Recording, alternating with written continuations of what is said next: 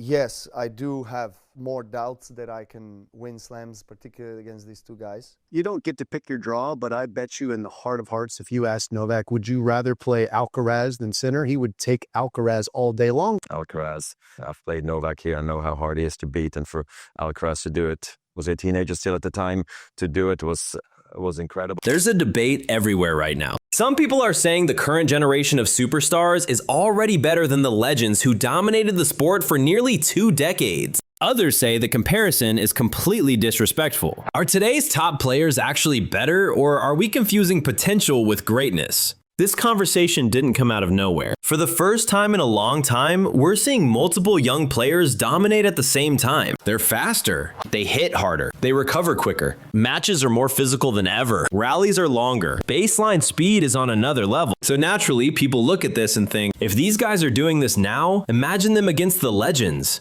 And that's where the debate starts. You don't get to pick your draw, but I bet you in the heart of hearts, if you asked Novak, would you rather play Alcaraz than Sinner? He would take Alcaraz all day long because of the variance, because Alcaraz can kind of ride the wave up and down. And Sinner is. And he did that in Australia in the quarterfinals. Yeah. Novak got hurt And injured badly.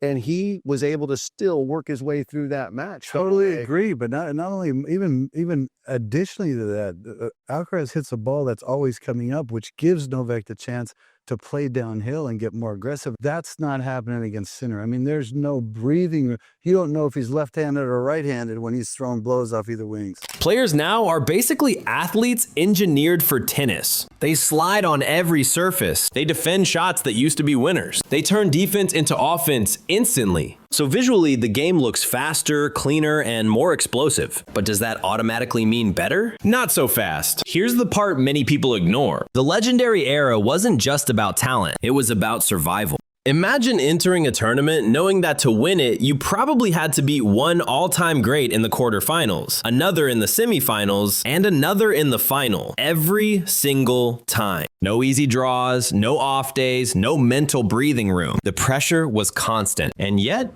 they kept winning for years, not months. That level of consistency is something no new generation has proven yet. Here's where most debates go wrong. People compare peaks, not careers. Yes, today's stars can reach an unbelievable level. On their best day, they might look unbeatable. But greatness isn't about one season. It's about maintaining that level across all the time. Different surfaces, different eras, different rivals, injuries, aging. The legends didn't just peak high, they stayed there. And that's the hardest part. You know, when I played Grand Slams and I was in my prime, you know, I would make the 4th round or 3rd, 4th round, and I knew that that was probably as far as I was going to go. You know, you obviously had the big 3, prime Murray, prime Wawrinka, prime Del Potro, prime Cilic, all the big servers, prime Isner, Berdych, Monfils, and then, you know, I was looking at the draw and I was like, and then me, and I was like, I'm probably not going to advance. I think now the slams are more open because what are the chances that someone like me or someone like Songa was ever going to beat Rafa, and then the next day you had to maybe play Novak, and then the next day you had to play Fett. Like the chances of beating those guys multiple times in a slam was basically zero. Well, I think now that you know, if Sinner, Alcaraz, or like one of those guys has one bad day, the draw is like that section is wide open for everyone. I just think, yeah, like I would love to have played during this era, like of my prime for sure. I think I would have been making 4th round or quarters pretty easy, to be honest. When you saw Federer, Novak or Nadal in your quarter, it was or like 3rd or 4th round, it was like, how do you want to go home, basically? That's how good they were. Speed and power can be trained. Mental toughness can't. The legends played in an era where losing one big match could define an entire season, where rivalries were personal, where pressure wasn't social media, it was history watching you. Today's stars are incredible competitors, but they haven't yet lived under that kind of long-term psychological weight. And until they do, comparisons will always be incomplete.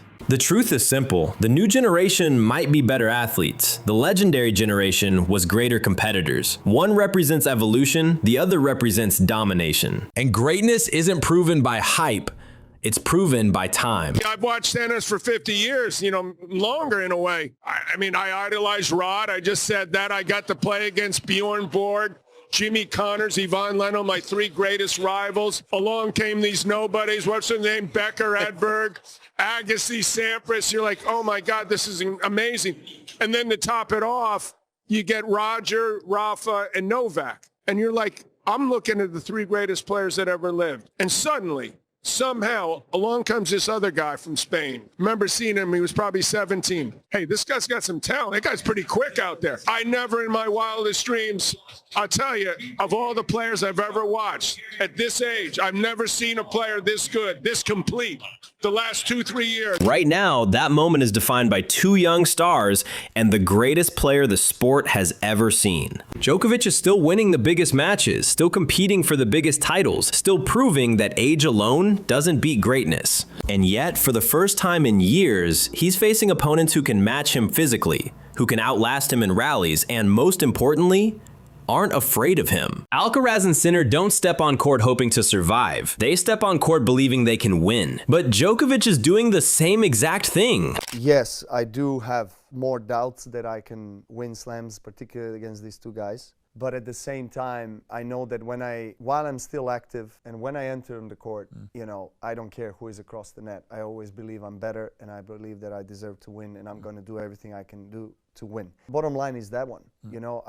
I'm nurturing still the winner's mentality. I just hope, and this is one of my primary goals, is to maintain the body in shape. What separates Djokovic from almost everyone else is the mind. He doesn't just play the opponent, he plays the moment. This is where legends are made. Alcaraz sometimes rides emotion. It fuels him, but it can also hurt him. Sinner stays ice cold, but pressure at the very top is different. Djokovic has lived there for 15 years, and yet both Alcaraz and Sinner are learning fast. Every match against Djokovic makes them stronger, more patient, more dangerous. For me, Sinner, as far as controlling the middle of the court. So you serve first ball, you return deep, first ball in the middle of the court. He's as good as I've seen at swallowing the middle of the court with pace. You can hit it hard. He will stay in that cross-court rally if he needs to, and you can't gain on him with pace. Nobody is going through Jannik Sinner. The reason that Alcaraz is able to have a level of effectiveness that no one on earth has against him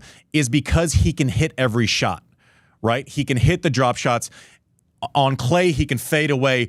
If Sinner knows what's coming, it is curtains. It's like Ohtani and Barry Bonds looking for a pitch. They rarely miss it if they know what's coming. Carlos has 5 pitches versus a fastball and an off-speed pitch, right? And so that is the difference. Sinner's the best, one of the best I've ever seen at controlling the middle of the court, maybe along with Andre, except Andre wasn't 6'5", and he didn't have that movement and defense out of the corners, and he would tell you the exact same thing. Djokovic is still proving that greatness doesn't disappear overnight. Alcaraz and Sinner are proving that the future isn't waiting politely. They're forcing Djokovic to be better. And Djokovic is forcing them to grow up fast. That's how eras truly change.